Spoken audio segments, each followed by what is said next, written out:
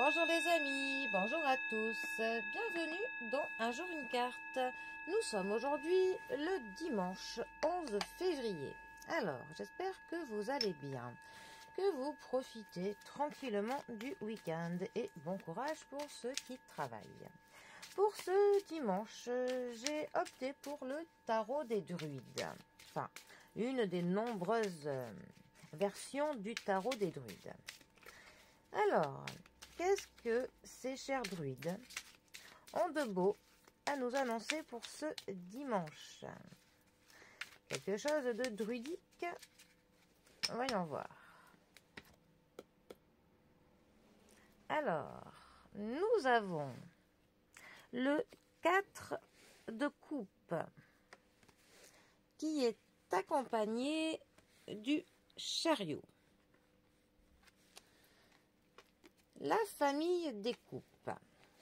La famille des coupes va nous parler de nos émotions, ça va nous parler de nos sentiments, ça va nous parler de tout ce qui nous concerne personnellement, tout ce qui nous touche en plein cœur, de nos relations avec nos membres de la famille, nos proches, de l'amitié, de nos amoureux, de nos amours, voilà, tout ce qui vraiment nous provoque des émotions. Le 4 de coupe, plus particulièrement, lui, va nous parler d'une sorte de doute, d'une hésitation.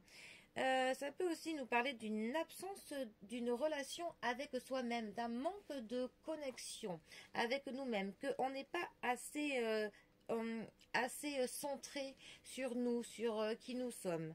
Pour le coup, et ça nous parle du besoin d'une introspection, du besoin de prendre du temps avec soi-même. Parce que cette carte, elle peut dire qu'on prend les choses un peu trop personnellement. Pour le coup, on va un peu se retirer parfois des groupes sociaux, de la vérité, de la réalité de la vie. Parce qu'en fait, on va avoir tellement de doutes sur soi-même, de doutes sur les choses, que parfois on va préférer pour le coup se retirer. Ça peut aussi dire que justement, on est un peu trop concerné par soi-même, on prend un peu trop tout pour nous-mêmes, ou alors, enfin, voilà, on est un peu trop concerné par nos problèmes. Et, et aussi, ça peut parler de personnes qui parlent pour ne rien dire, qui n'aperçoivent pas ce que la vie leur offre. Des personnes qui, pour le coup, sont tellement dans un optique qui est d'ailleurs un peu trop négatif, ou un peu trop dans l'égocentrisme, un peu trop sur eux-mêmes, que pour le coup, et le problème, c'est qu'en plus, de manière plutôt pessimiste, plutôt négative. Donc, eh bien, en fait, ils vont passer à côté de tellement de belles choses. Enfin, voilà. Ça peut aussi nous parler d'un sentiment de blessure qui fait qu'on est sur la défensive. Peut-être parce que pour le coup, voilà, on a quand même souffert. Il peut y avoir des bonnes raisons valables pour tout ça. Hein. Ça entraîne pour le coup le fait d'être apathique, un petit peu passif. Et il y a un manque d'initiative. Voilà. Enfin, vraiment, c'est une carte, vraiment, si on devait la dire en quelques mots, c'est vraiment du doute et de l'introspection nécessaire, mais il faut sortir voilà, de tout prendre pour soi-même. Alors, ensuite, nous avons notre chariot, le chariot.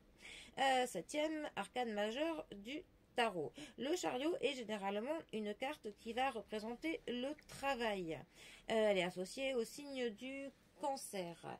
Mais ça peut aussi nous parler pour le coup de tout ce qui roule, des voitures, si vous devez passer votre permis de conduire, ça nous parle des déplacements, voilà. Sinon, c'est vraiment une carte qui va nous parler de la volonté, de l'assiduité, de la détermination, de la persévérance dans ce que l'on fait.